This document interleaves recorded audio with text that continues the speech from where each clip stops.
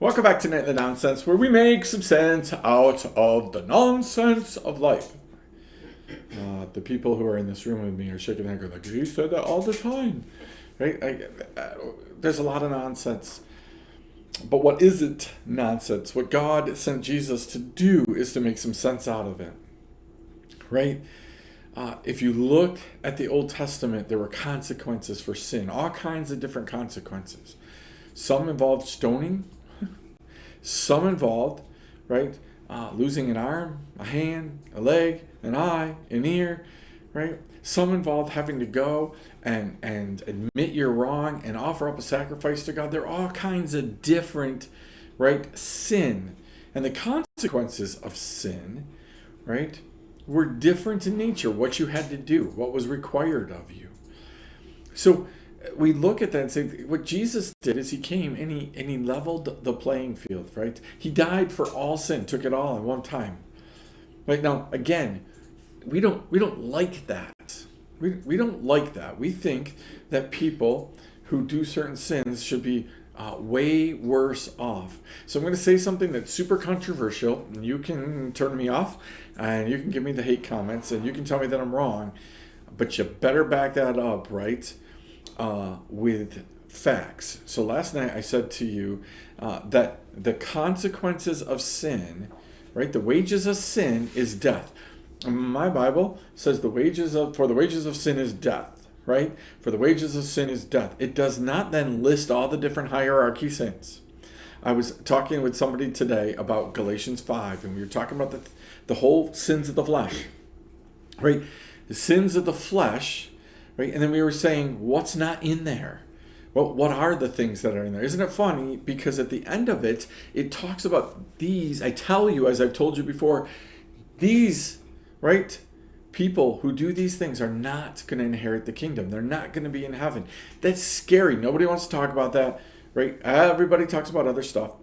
But the wages of sin is death. So let me get to the controversy. Folks, all sin leads to death. You can heap more and more and more and more sin on your plate. But here's the truth. If you have a plate, God hands you, when you get in relationship with Jesus, go with this with me, right? When you go in relationship with Jesus, you get an empty, washed, clean, beautiful white dish. The whitest white you've ever seen.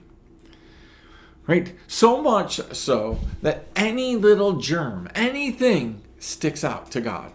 Right? That's how God works.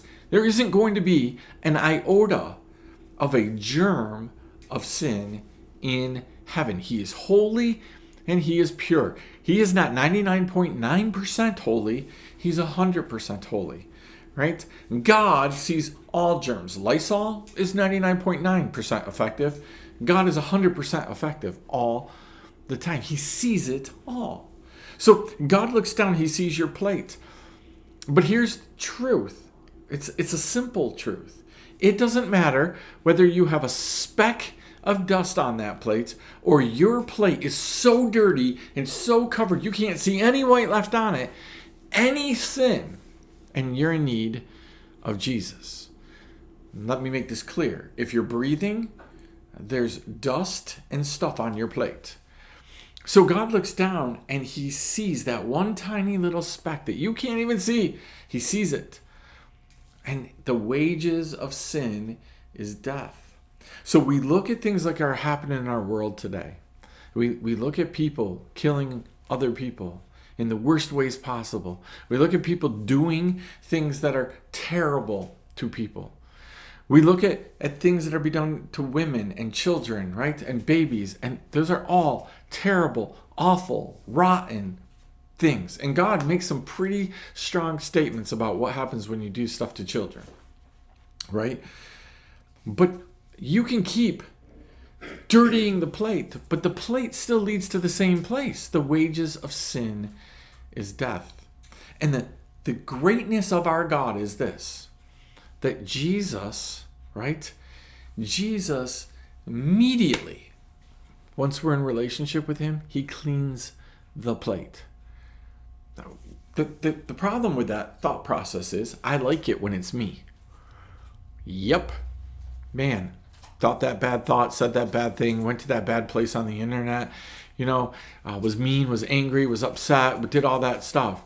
And, Jesus took my stuff away. But those murderers, right, those adulterers, those people, man, that seems a little unfair that Jesus just wipes their plate clean too. No, we don't like that. Right? So as you're watching the news and you're seeing these atrocities, these things that are terrible, that God is not happy about, and God's not up in heaven going like this about, understand though that God's thinking is the same for those people committing those things as it is for you. Right? God's thinking is the same thing. You need Jesus, and they need Jesus. We all need Jesus. So as you're looking at all the stuff that's happening around the world, are you in tune with God? Is your thought process, man, these need Jesus? I get that we need to pray for the quote-unquote good guys, right? I understand that. But my Bible says we need to pray for our enemies. So where are the prayer vigils? Where are the prayer things for the bad guys? Where are the moments where we are equally going to pray for the good guys and the bad guys? It doesn't matter what side of the coin you're on in that. You understand that. No matter how you're looking at it, you've declared somebody a good guy and somebody a bad guy. Are you going to pray for both? The second that you declare somebody your enemy, you've just made work for yourself. The second that you declare somebody your friend, you've made work for yourself. God looks down and he sees people who need Jesus. We're to have the heart of God. We're just to see people who need Jesus. That doesn't mean we say, it's okay that you do all those bad things. No, but it's also not okay when we do bad things. Right?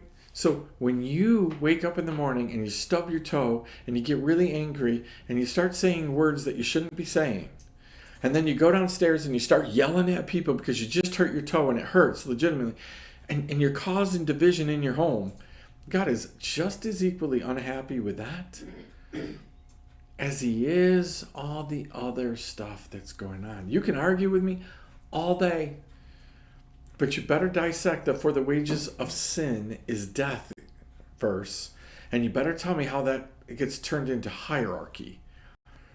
For the wages of some sin is death? For the wages of the sin of other people is death? Where is that? So there's a ton to chew on right there. It's not a happy message, right?